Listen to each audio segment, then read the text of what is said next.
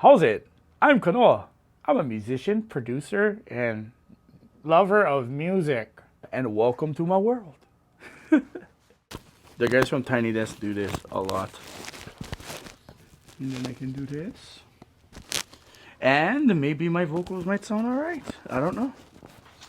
But I hope it does. Yeah, let me know when you're rolling. I can just talk crap.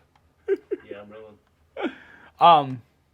Yeah, so I decided to, after all these years, because I was playing in Gomega and with Gomega, not saying I am Gomega, but that's what it was. When we first started Gomega, I named a band and that was my project. As I think when I was playing with a band called Ho'omau at that time, I got kicked out of the band, which not hating on because I love those guys that I played with before. I grew up with all those guys, and yeah.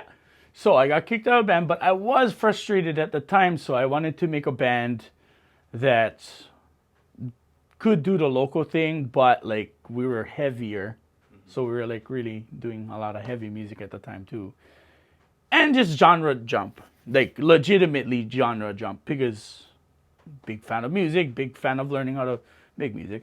That was 2000. That was a long time ago. And throughout the years, there was changes to the band. We put out our first album probably in about 2003. It was received. There was a reggae song on there, so here people was like, "Oh my God, it's cool." So I had a reggae song on there, and then we had all kinds of different stuff. It was basically like a hodgepodge of different music that I liked. That was the thing about Gomega. It was the live experience. Through the years, I've just learned like to make the most of a performance. So we were trying to appeal to more of a reggae crowd, and that wasn't working either. I was going to Oahu, and these guys, they cook a lot. So we made like some pateles, and we kind of put it in a bag, and I went over and like each place I just gave them pateles and the CD and blah blah blah blah blah. There was one or two radio stations that called back, and one of them actually said my voice wasn't sweet enough. So after that whole situation, I kind of gave up on like actually releasing solo music or like band music even. I just concentrated on production during that time. At the beginning of this quarantine, I would say, and I hate to say it, but yeah, at the beginning of this quarantine, I was like, oh no, I think I should put out at least something as a solo artist. I made the decision in my own head to like, oh, let's just go start doing stuff. So actually, yeah, let's go through this. So I put together like 7 songs for that initial beginning process of the writing. As you could hear, it sounds more like grimier. Here you go.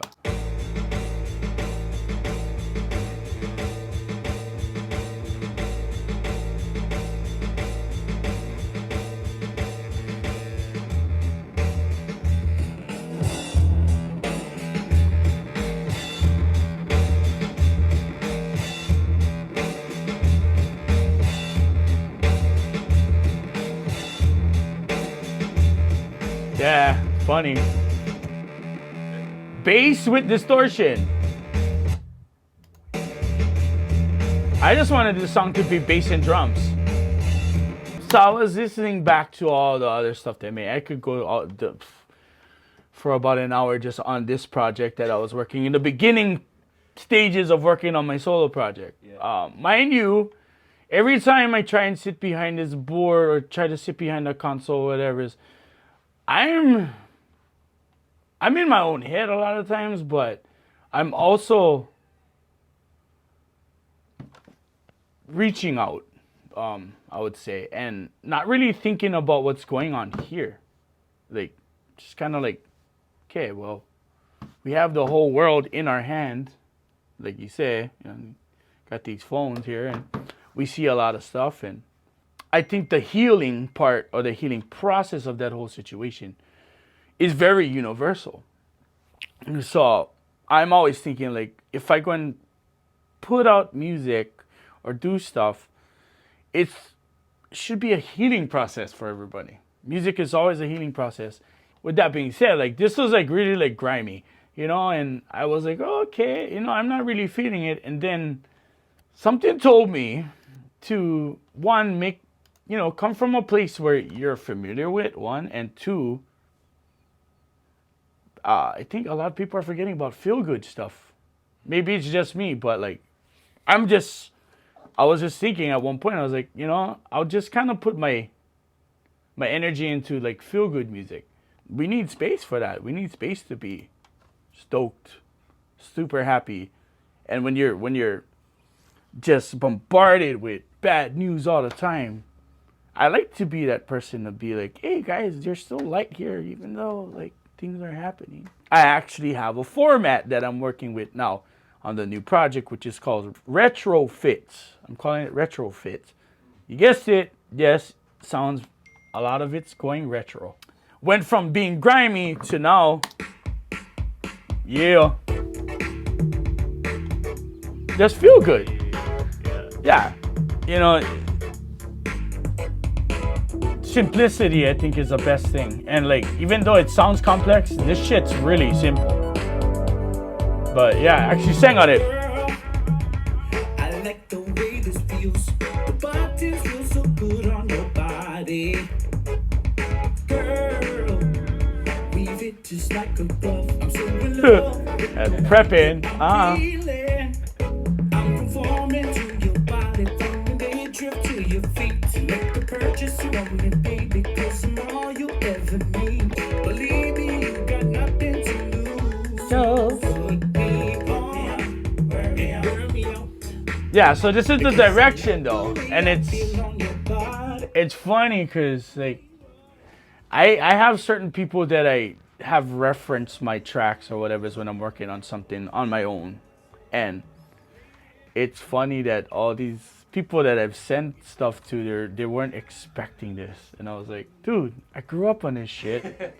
I think I should do something with it. This is actually pretty fun doing. I'm a child of the 70s, 80s, so I mean, Beat Street, Breakin', Sweater Funk, all that stuff, Atlantic Star, and even like down to the booty bass stuff, like, and all that kind of stuff. Like, shit makes me happy, man. It's funny because I've been producing for a while, that I've been learning how to like work with vocals and like, yeah, this is like the full-on Prince sounding song, which my cousins would say, they'd be, oh, this song sounds like Prince, bruh.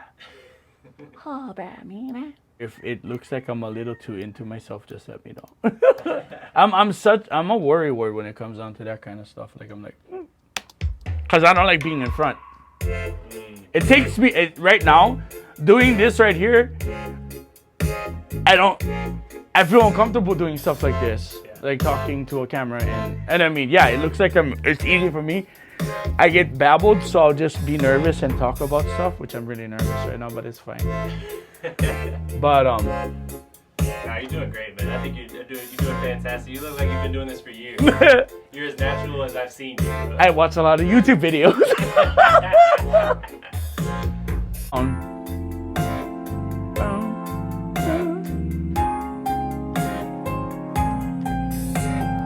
So all of that's all the vocal parts, but I'm just put that on mute.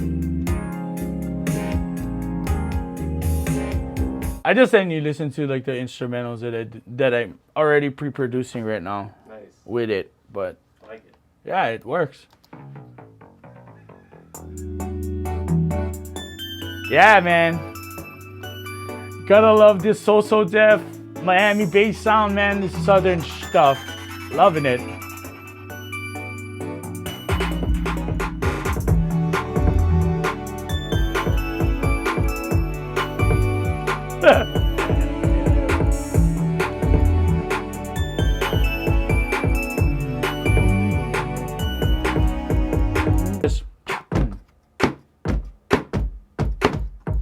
And I would say like everybody in high school, when I was in high school, was doing that thing.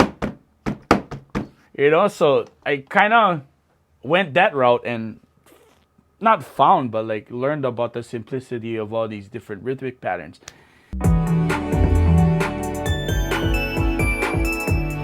Yeah, we're going there though with this album, man.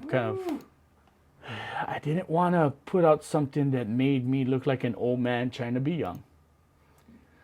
Don't want to do that, man. And I mean, I'm not trying to be like super, making it super sound old school, but it's going there. I feel safe in this. I don't want my nieces to be like, how's my uncle? He's trying to be like younger than what he is, huh? I think a lot of people are tapping into the retro vibes. I think for me, it's more of like a, especially like with this music, it was in a time where I was going through a lot of things in my life. So I think making the music, making me kind of, is kind of making me release a lot of the old things that I had in me. So it works out, man. Like, I'm pulling all of this up and I'm like, okay, well I remember that, and boom, it's gone now. Like the epic chorus.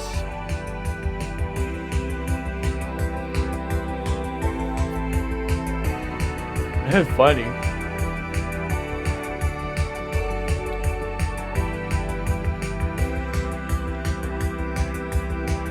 Woohoo! Yeah. And you know, it should be good memories. Nah, it is good memories. I'm sure. That's why I'm saying, like, with it, I want to help people. And I think right now, because everything's so serious and, like, we gotta be on top of our shit, that sometimes we kind of need that breakaway.